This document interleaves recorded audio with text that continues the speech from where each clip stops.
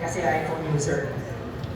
This AI is used to check and grade multiple choice tests, quizzes, and assessments instantly.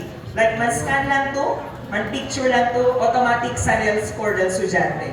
This is the application that many DepEd teachers are using. Esa sila tausan. Kasi you know the workload in DepEd, so they found something that would help them.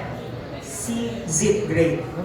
When I visited one DepEd school here in Zamboanga, I learned that all of them there in that school are using ZipGrade. So hindi na sila naman spend time to check uno-uno, mag-picture lang sila paper del estudyante, talya score. And if they will get all the data of their students, next, and sina letsura di suyo, next, yeah, these are the data sets, and then you have their example, next, and sina ele, yeah, multiple choice lang ele, so limited lang issue function. I don't know with other features yet, I have not explored, okay?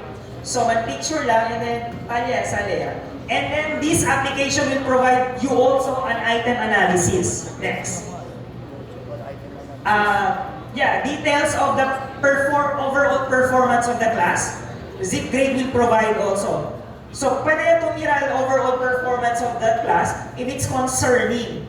Si Baho nila grade. Dadalya kung di ko mira. Si ZipGrade will automatically compute. Give you the summary.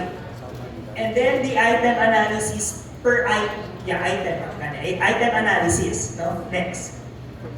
So, item analysis will also be provided by ZipGrade. So, you would be able to determine which of the items there in your quizzes or tests, Chene Alto, difficulty, pinaka-easy, and so on and so forth.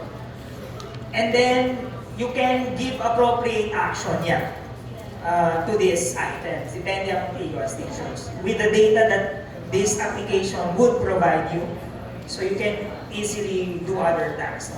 And what's the good thing about this app is that as a teacher, you can make informed decisions as regards the learning development of the students. So instead of spending so much time checking on their papers, the time that is supposed to be spent there may be utilized for reflecting